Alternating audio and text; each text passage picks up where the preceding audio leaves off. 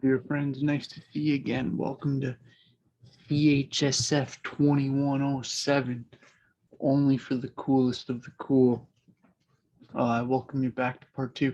I know there's a few of you actually, and it made my first email kind of confusing. I think that I kind of wrote it assuming everyone was from the fall group, just because when I pulled up the class list, I just recognized tons of names. So I do realize that there's a few of you that weren't in the fall section of 2106. And if that's the case, that's totally cool. And I want to welcome you very much to the course and just say that if you have any issues or whatever, just reach out to me directly. This course, for the people that were with me in the fall, it's going to be ran very similarly. Okay, so in a way that's like very similar to, sorry, I just checked because I might have to pause this mid video because I got my daughter in the other room, kids home from school, but I think she's supposed to go back Monday, hopefully. So then I should be able to get this content in a bit quicker, but I'm not trying to make an excuse.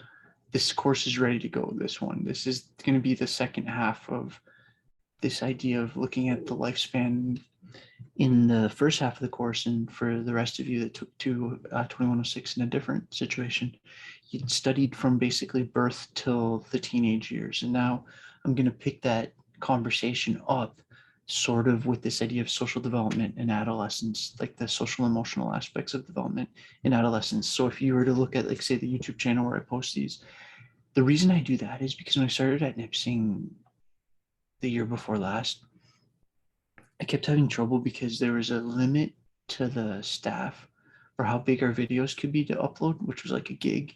Maybe it was even 800 megabytes. And for me, that was like a huge issue because some of these presentation files I'm making are like 4, or sometimes I've had some that have even been over 4 gigabytes, just the one file, right? So what I do is I put them on YouTube and then I can just put a link on Blackboard, and then that takes like no space. So then I don't have to like worry about getting other people to convert for me and stuff. So if you're wondering where the content will be, it'll be sort of linked to the YouTube host site, but everything will be on Blackboard. Okay, so that's just like last time. The tests are going to be just like last time. We are going to use Respondus, which I know some people hate, and I can understand why, but at the same time, it's sort of what I have to use as a remote teacher doing evaluations. We're going to be doing basically short quizzes on each chapter. So chapter 8 is going to come out, and then there's going to be a short quiz. I think it's like 20 questions, 15 or 20 questions, I forget. And then, so each week, there's going to be chapter tests. Now, I've tried to design this in a way that hopefully you can somewhat like kind of do the course at least a little bit in a way that makes sense for you. Oh, I don't have it written at the bottom, but oh yeah, I do. So I could have done it a bit more clear if I just had it written that April 1st is going to be the due date for all tests. Okay, so even though I'm going to make them available on the week that I do the presentation, right? So like I'll make chapter 8 is ready to go. I'm probably going to record tonight and finish tomorrow. So it'll probably be up in the next day or two. And then so will the test for that. But you get 2 chances at the test. I take the higher mark.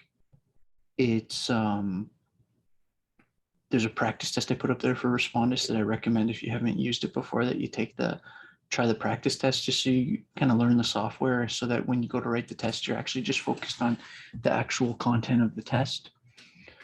Okay, so I think I've covered all those bases. Basically, everything's going to be set up on like your Blackboard site in the next little bit, right? By early next week at the latest. My first goal for your group was to just reach out and kind of show you my schedule idea, and then also get chapter 8 to you. Okay, so that's my immediate goal. Okay, so we're going to go, then next week's going to be chapter 9, looking at physical and cognitive developmental changes that start to happen in early adulthood. So now we're going to, for the rest of the course, be focused on the adult years. The week after that, we're going to be looking at the social and emotional aspect of it, right? So sort of, this is a similar pattern of approach as the 2106 course, where we sort of look at the physical and cognitive and the social and emotional aspects of it. Then we're going to do the first, I call it NU digital workshop, like obviously Nipsing University digital workshop. Just the term I went with. Part A, focused on identity and intimacy. So this is you're going to notice that these workshops are very focused on Erickson and his ideas around identity and intimacy. And then which I'm going to talk about in this first presentation coming up, chapter 8. And then after that, we're going to look at physical cognitive development in kind of middle to late adulthood, the social and emotional development in that same time period. Again, tests on those two things. So the idea is that by the time you get to study week, you've basically been presented the content for the quizzes, for all the quizzes. Okay, the week after that, again, I don't know if this is going to play out this way, but I've sort of tried to design this that I give you the stuff that you need so that you can do this as individually paced as you want with some cushion at the end. So what I mean by that is there's no final exam. Okay, so this course is basically 5 of these quizzes. And I always liked when teachers did this. So this is what I do is instead of teaching a ton of stuff and then having a confusing test that's on everything, I like to just teach on something, do an evaluation or somehow something associated with it, move on, right? Because then I don't want to just test your memory. I want it to test also like your comprehension and your ability to apply these ideas. So it's going to be like, and again, if you took the fall course, it's the exact same idea, right? Chapter presentations are what the quizzes are on. And then you have the projects, 2 projects, and that's it. Okay, so Mike, get back to describing this. You're taking forever. Okay, so week 8, and sometimes since you're not here and I'm just talking to the screen, I'll have to talk. I sometimes do both sides of the conversation, which gets weird, but try to limit that. Week 8, I'm going to do my presentation on the end of life and looking at death, dying, and bereavement. There's no test on that chapter. Week 9, I'm going to present the second workshop for you, and this one's going to be called generativity and integrity. So that, again, another Erickson related presentation project, application project. I'm resisting the urge to just jump in and explain what the whole project's about, but it's basically looking at this idea of like, when you're later in life, you're going to care about the life you lived. How can you start living your life as a younger person in a way that you'll be proud of later? And how do you take that as more than just like something that's written on a card? How do you take that and make that actually like an applied lifestyle practice? And that kind of leads into this idea of iron and silk. And that was,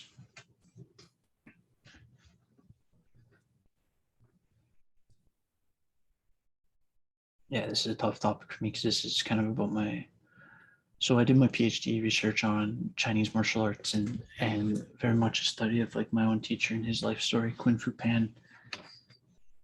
And yeah,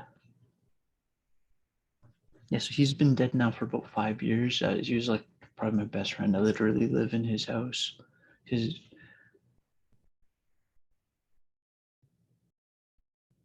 After he passed, his girlfriend, who's also my friend, moved back with her family and to be with her family in Edmonton, and we arranged that I purchased the house. So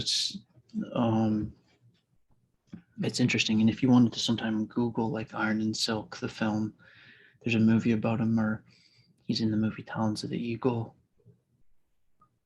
But he was more of a coach, right? So he was actually the head of Sport China's Wushu division, and Wushu means martial arts. So he was like, think of Sport China as like Olympics Canada or whatever. And that's the role he had. And I want to talk a little bit about that. And I have actually quite a bit of footage that I haven't really shared that I want to share, because that was what I did my PhD on, applied therapeutic psychology.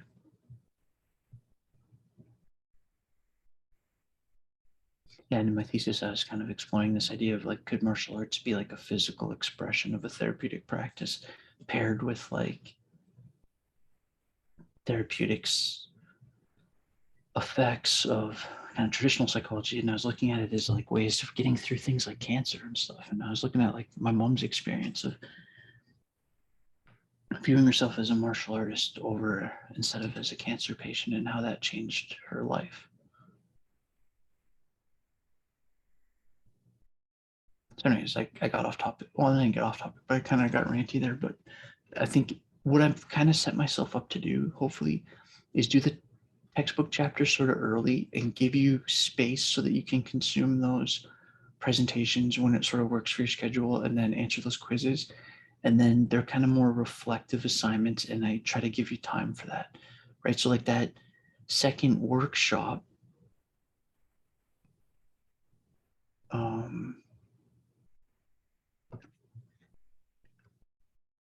oh wait, this is a typo I'm noticing. Week 8, that should actually say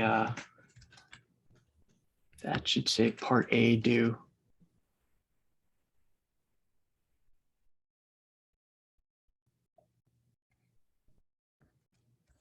Yeah, sorry. So I'll save that and change it in the document line. Right. So basically the dates you need to keep in mind, right? So I have April 1st is sort of a key date, right? So April Fools, I should have picked a different date. You'll think I'm joking. So all the tests are due April 1st. I guess your workshop part 2 is due April 1st. And then your workshop part A is due March 4th. Right. So I'm just making everything due on the Friday, just since we don't have a set time. We can say Friday at like 11:59 p.m. or whatever. Again, I'm not like crazy about things like late marks, like within reason.